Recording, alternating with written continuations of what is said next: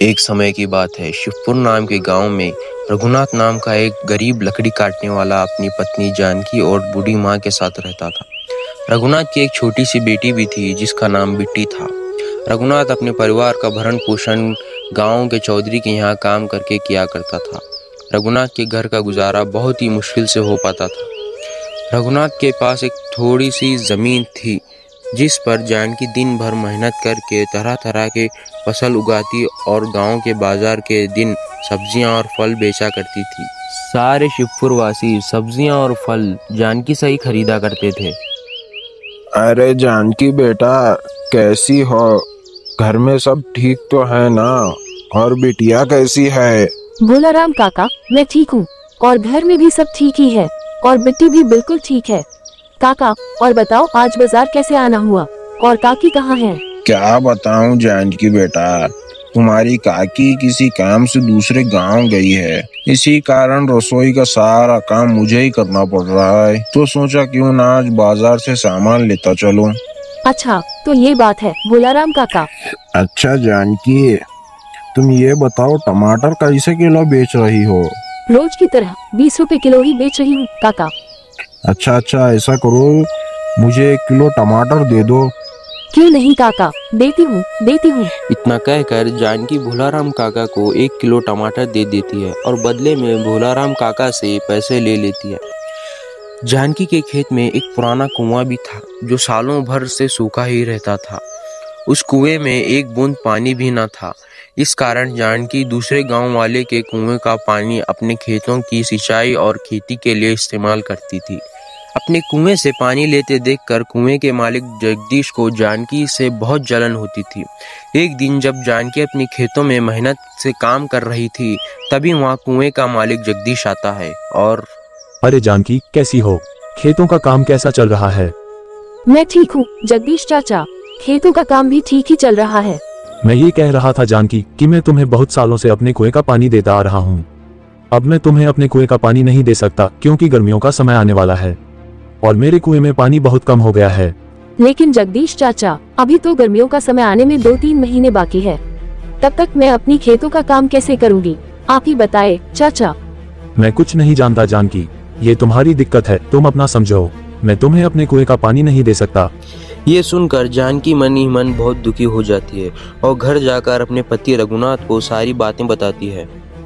ये क्या हो गया भाग्यवान? ये क्या परेशानियां पड़ी है? अब हमारा घर का गुजारा कैसे होगा? आप चिंता न करो भाग्यवान, ऊपर वाला सब देख रहा है। प्रभु हमारी मदद जरूर करेंगे। अच्छा ठीक है जानकी, तुम जाकर आराम करो, मैं जगदीश काका से मिलकर आता हूँ।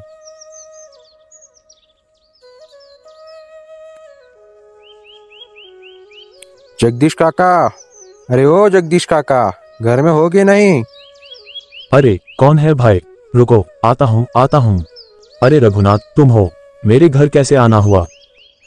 जगदीश काका, मुझे जानकी ने बताया कि आपने हमें कुएं का पानी देने से मना कर दिया है। हाँ रघुनाथ, ये बात सच है कि मैंने जानकी को अपने कुएं का पानी लेने के लिए मना कर दिया। ऐसा क्या हो गया है जगदीश काका?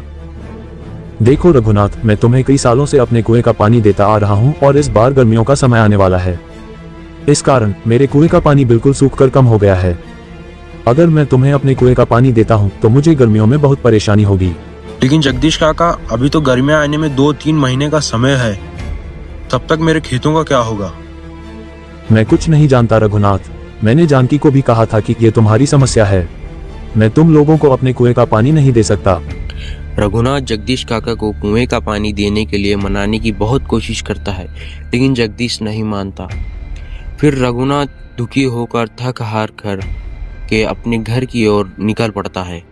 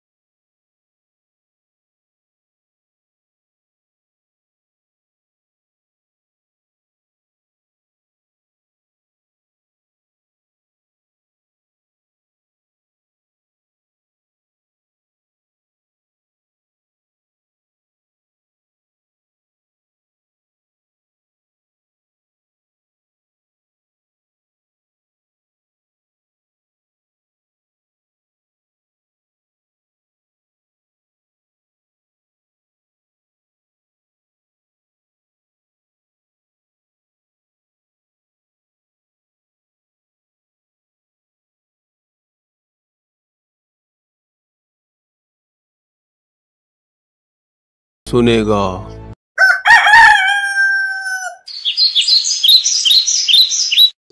फिर अगले दिन सुबह सुबह दोनों रघुनाथ और उसकी पत्नी जानकी अपने कुएं की खुदाई करने अपने खेत की ओर चल पड़ते हैं।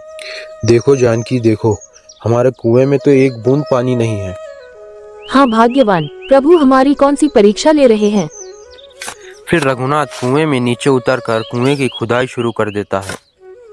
कुछ समय बाद अचानक से कुएं की एक पत्थर के अंदर से पानी निकलने लगता है। अरे, ये पानी कहाँ से आ रहा है? मुझे तो अपनी आंखों पर विश्वास ही नहीं होता। मुझे तो लगता है ये सब मेरे अच्छे कर्मों का फल है जो मुझे मिला है। भाग्यवान सही कह रही थी और बाबा जी भी सही कह रहे थे कि तुम्हारे कर्मों का फल तुम्हें जरूर मिलेगा। ऊपर वाले ने मेरी सुन ली। अब मैं इस पानी से अपनी खेत की सिंचाई अच्छी तरह से करूँगा। रघुनाथ बहुत खुश हो जाता है और ऊपर जाकर जानकी से कहता है कि भाग्यवान, प्रभु ने हमारी सुन ली। भाग्यवान, नीचे पत्थर से पानी निकल रहा है। क्या आप सच कह रहे हो भाग्यवान? प्रभु ने हमारी सुन ली। अब हमें खेती करने में कोई परेशानी नहीं होगी। तो दोस्तों, आपने देखा जो अच्छा कर्म करता है उसके साथ हमेशा अच्छा ही होता है।